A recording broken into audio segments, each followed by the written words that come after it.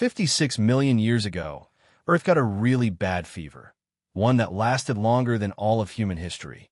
In a short time, the world's temperature went up by about 5 degrees Celsius. This made the planet much hotter, and everything started to change: the air, the oceans, and even the kinds of animals and plants that lived on Earth. Forests grew even in the Arctic, where it's now covered in ice. Many old animals disappeared, and new ones appeared that could survive the heat. When the Earth finally cooled down again, the planet was completely different. It had changed forever. Back then, the world looked very strange. There was no ice at the North or South Poles. The Arctic had green forests full of tall cypress trees that stayed sunny almost all summer. Antarctica was covered in thick green forests, not snow and ice like today. The oceans were as warm as bathwater. In the tropics, the sea got so hot that most corals would have died within weeks. Even near Antarctica, the water was about 10 degrees Celsius, warm enough for a swim. The continents were also in different places. North America and Europe were still connected by land bridges across the Arctic. South America was an island, and India was slowly moving toward Asia, getting ready to crash into it and form the Himalayas, but that hadn't happened yet. It was also the age of mammals, but they looked very different from today's animals. There were no horses running on open fields yet. Instead, their small ancestors, about the size of badgers, hid in the bushes. Primates, early relatives of monkeys and humans, hadn't reached the northern continents yet. The biggest hunters were crocodiles and small, meat-eating mammals, about as big as wolves. And deep in the dark parts of the ocean, a whole other world of strange sea creatures lived far away from sunlight. The seafloor teemed with benthic foraminifera, microscopic organisms that built intricate shells from calcium carbonate. These tiny architects created some of the ocean's most diverse communities, their shells accumulating in sediment layers that would preserve their stories for 56 million years. The climate had been stable for millions of years. Life had adapted to this greenhouse world, evolved within its warm embrace, and found ecological niches in every available corner. Plants like palms, cycads, and ferns dominated forests, even in high-latitude areas like Wyoming and what would become London. Nothing suggested the coming catastrophe. The deep-sea ecosystem represented one of Earth's most stable biological communities. Benthic foraminifera had weathered ice ages and warming periods for tens of millions of years, their microscopic shells recording the slow pulse of geological time. Their communities stretched across every ocean basin from the shallow continental shelves to the deepest abyssal plains. Beneath the North Atlantic, geological forces were tearing apart the boundary between Greenland and Europe. Massive volcanic eruptions split the seafloor as the Atlantic Ocean widened. But the volcanism did more than spew lava. It baked. Underground lay vast deposits of organic sediments, ancient coal seams, oil shells, compressed plant matter from previous geological ages. As volcanic heat penetrated these deposits, it cooked them like a planetary pressure cooker. The organic carbon transformed into methane and carbon dioxide, greenhouse gases that erupted from the Earth in quantities that dwarf human understanding. Between 2,000 and 10,000 gigatons of carbon burst into the atmosphere over just a few thousand years.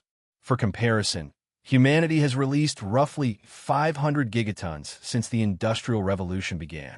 The PETM carbon bomb was 20 times larger, compressed into a time frame that, while brief by geological standards, stretched across dozens of human lifetimes. The carbon carried a distinctive signature. It was isotopically light, depleted in the heavier carbon-13 isotope that characterizes atmospheric carbon. This fingerprint would be preserved in every shell, every leaf, every piece of organic matter formed during those critical millennia, creating a global geochemical marker that scientists can read like a neon sign in the rock record. The North Atlantic Igneous Province represented one of the largest volcanic events in Earth's history. The eruptions didn't occur as single catastrophic blasts, but as sustained volcanic activity that persisted for thousands of years. Each eruption heated more organic deposits, releasing more carbon in a feedback loop that would reshape the planet's atmosphere. The atmosphere's chemistry shifted within centuries. Carbon dioxide concentrations spiked beyond anything Earth had experienced in millions of years. The planet's natural greenhouse effect amplified dramatically, trapping heat that would transform every ecosystem from equator to pole. Methane played a particularly sinister role. While carbon dioxide persists in the atmosphere for centuries, methane is a far more potent greenhouse gas in the short term, roughly 28 times more effective at trapping heat than CO2. The massive methane releases from the baked organic sediments acted like a planetary blowtorch, accelerating the initial warming that would trigger further carbon release. The oceans absorbed massive quantities of this excess carbon dioxide, triggering a chemical crisis that rippled through every drop of seawater on the planet. When carbon dioxide dissolves in water, it forms carbonic acid, lowering the pH and making the ocean more acidic. The same process that makes carbonated drinks taste tangy. But this was no gentle fizz. The acidification happened at a pace that gave marine life no time to adapt. For organisms that built their shells and skeletons from calcium carbonate, the changing chemistry proved catastrophic. Acidic water made it harder to construct shells and could even dissolve existing ones. The deep ocean floor became a graveyard. Benthic foraminifera, those microscopic shell builders that had thrived for millions of years, faced extinction on a scale not seen in 90 million years. Between 30 and 50% of all deep-sea form species vanished. Their fossil record shows a stark boundary. Below the PETM layer, diverse communities flourished. Above it, only a few disaster-tolerant species survived. The warming water created a second crisis. Hot water holds less dissolved oxygen than cold water. The same reason warm soda goes flat faster than cold. As ocean temperatures spiked, vast regions became hypoxic or completely anoxic. Dead zones where complex life simply could not survive. These oxygen-starved waters spread across the deep ocean basins. Fish, crustaceans, and other mobile animals could flee to shallower, more oxygen-rich waters near the surface. But bottom-dwelling organisms had nowhere to go. The seafloor communities that had persisted through multiple ice ages and warming periods finally met their match. The chemistry of calcium carbonate shell formation depends on precise pH levels and carbonate ion concentrations. As the oceans acidified, the saturation horizon, the depth below which calcium carbonate dissolves, moved closer to the surface. Entire regions of the deep ocean became corrosive to the shells that had fallen from surface waters for millions of years. The thermal expansion of warming seawater raised global sea levels significantly, even without major ice sheets to melt. Coastal areas around the world found themselves underwater as the ocean claimed new territory.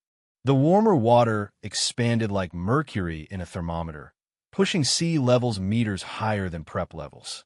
Surface waters reached temperatures that would be lethal to most modern marine life.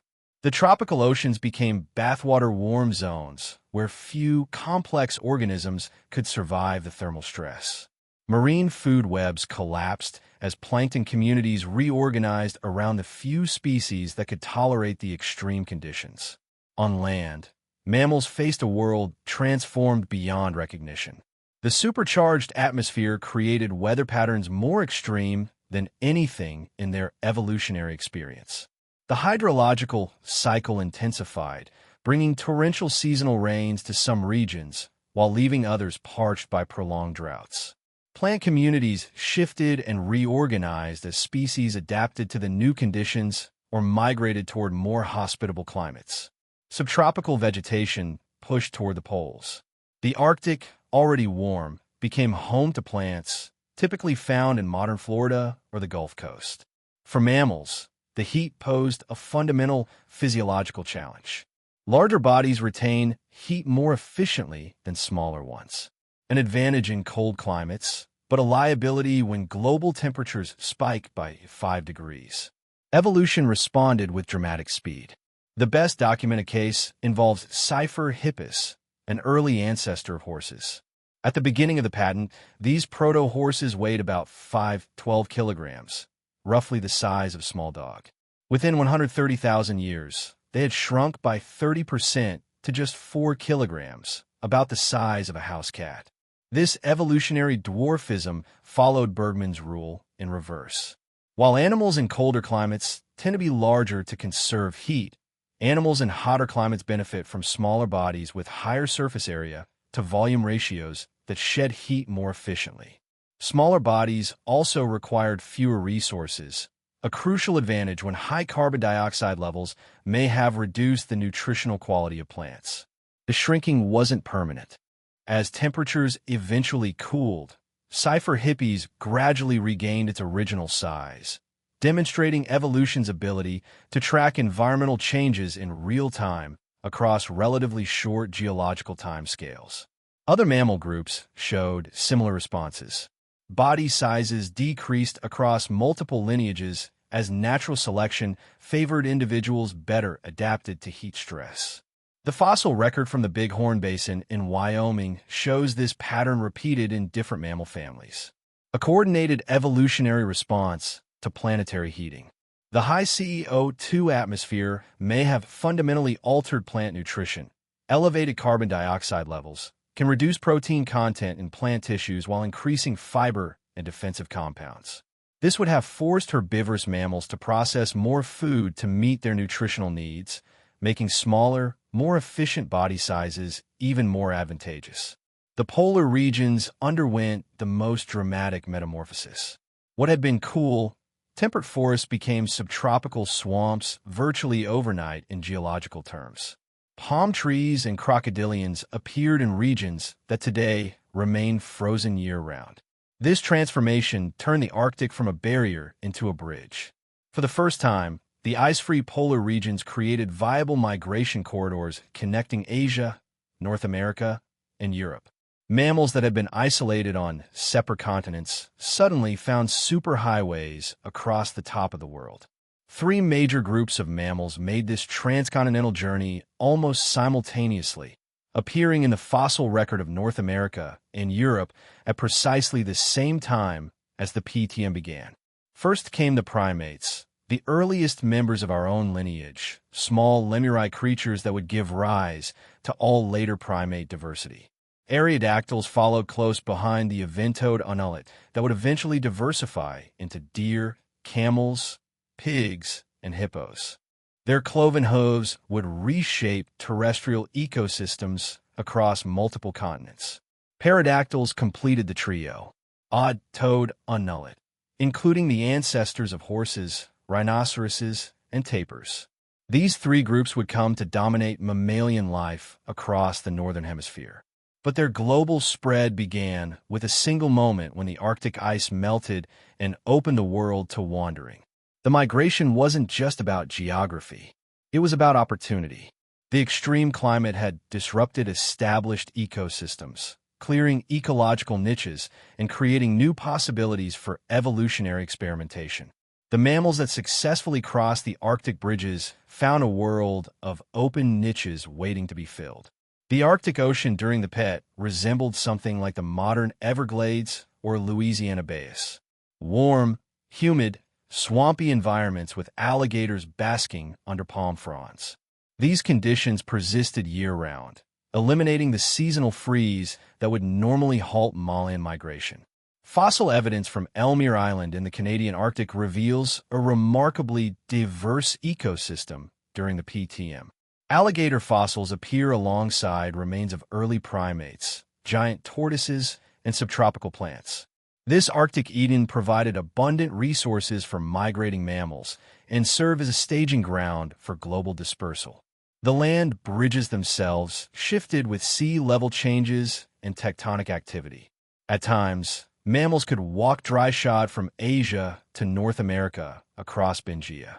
At other times, the island hopped across narrow water gaps using temporary land bridges that appeared and disappeared with changing sea levels. Earth possesses natural mechanisms for removing excess carbon from the atmosphere, but they operate on timescales that make human lifespans seem like brief flickers. The planet's long-term thermostat relies on a process called silicate weathering, where carbon dioxide in the atmosphere dissolves in rainwater to form weak carbonic acid.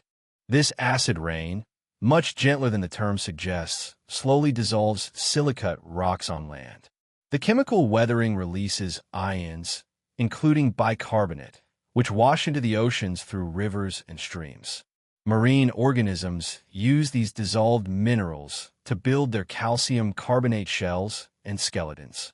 When these organisms die, their shells sink to the seafloor, effectively burying carbon in sediment layers. Over millions of years, this buried carbon becomes limestone, permanently removing it from the active carbon cycle. This process acts as Earth's primary long-term climate stabilizer, but it operates on timescales measured in hundreds of thousands of years. The PETM recovery took between 150,000 and 200,000 years, longer than modern humans have existed as a species. The peak heating lasted only a few thousand years, but the full warming event and subsequent cooling stretched across timescales that encompass the rise and fall of entire civilizations in deep time. During the recovery phase, enhanced weathering rates gradually drew down atmospheric carbon dioxide. The warmer, more acidic rainfall accelerated the dissolution of silicate minerals on land. Rivers carried higher loads of dissolved ions to the oceans where they were incorporated into marine organisms and eventually buried in seafloor sediments. The process wasn't uniform or steady. Climate feedback loops created periods of rapid cooling punctuated by temporary warming spikes. Ocean circulation patterns reorganized multiple times as temperature gradients shifted. The deep-sea extinction had eliminated many carbonate-producing organisms, temporarily reducing one of the ocean's main carbon removal pathways. When the fever finally broke, Earth had not returned to its previous state. The massive die-offs in the oceans and the evolutionary upheavals on land had permanently reset the trajectory of life on the planet. The world remained warm. The subsequent Eocene epoch was the hottest period of the last 66 million years. But the extreme heat of the past had passed. New ecosystems emerged from the chaos. In the oceans, surviving form species radiated into empty ecological niches, eventually rebuilding deep-sea biodiversity, but with entirely different players. On land, the mammal groups that had successfully migrated during the past began their explosive diversification into the forms that would dominate Cenozoic ecosystems. Scientists discovered this ancient catastrophe buried in layers of mud on the ocean floor. Deep-sea drilling projects extract long cylinders of sediment that preserve Earth's history in compressed layers like pages in a book written by geological time. The PETM appears as a distinctive clay layer in these cores, often darker in color than the sediments above and below it. This layer can be found in cores from every ocean basin, creating a global marker horizon that allows scientists to correlate the timing of the event worldwide with extraordinary precision. The smoking gun comes from carbon isotopes. There are two stable forms of carbon, the common lighter carbon-12 and the rarer, heavier carbon-13. Plants preferentially use the lighter isotope during photosynthesis, which means that carbon from organic sources like the baked sediments that fueled the PEM has a distinctive isotopic signature. When thousands of gigatons of this isotopically light carbon flooded the atmosphere, it changed the carbon isotope ratio of the entire planet.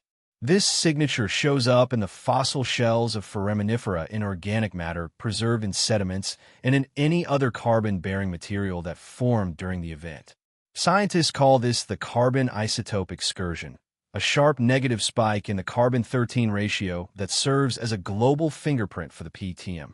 The excursion appears in rocks from every continent and every ocean, providing incontrovertible evidence for a planetary-scale carbon release event. The physical fossils complete the picture. The mass extinction of benthic foraminifera creates a clear boundary in the sediment layers. On land, fossilized teeth and bones from places like Wyoming's Bighorn Basin document the shrinking of mammals like Sisyphus and the sudden appearance of primates, Ariodactyls, and Perissodactyls. Fossilized pollen and leaves show how plant communities reorganized with species adapted to cooler climates disappearing from the record, while heat-adapted species expanded their ranges toward the poles. The isotope excursion itself tells a complex story. The initial spike was rapid and dramatic, followed by a gradual recovery that mirrors the slow drawdown of atmospheric carbon through weathering processes. Different materials record slightly different isotope curves, revealing details about how carbon moved between the atmosphere, oceans, and living organisms. Deep-sea cores from around the world show the same pattern. A sharp negative carbon isotope excursion coinciding with form extinctions and changes in sediment chemistry. This global correlation proves the PETM was truly a planetary event, not a regional phenomenon. Modern analytical techniques can measure carbon isotope ratios with incredible precision, allowing scientists to track even subtle changes in the global carbon cycle. These measurements reveal that the PETM carbon release happened in multiple pulses, not as a single massive event, suggesting complex feedback loops between volcanism, sediment heating, and carbon cycling. The PETM stands as perhaps the best ancient analog for modern climate change, with one crucial difference. Today's carbon release is happening at least 10 times faster than the rate that triggered Earth's ancient fever. The organisms of 56 million years ago had thousands of years to adapt to their changing world. Modern ecosystems have decades at most. The rocks remember what happened last time Earth heated by 5 degrees. They remember the mass extinctions, the evolutionary upheavals, the 200,000 years it took for the planet to recover. They remember it all, waiting in ocean sediments and fossil-bearing formations for scientists to read their ancient warning written in stone. In the end, the PETM reveals something both terrifying and oddly reassuring. Earth has survived planetary fever before, but only by fundamentally rewiring the fabric of life itself.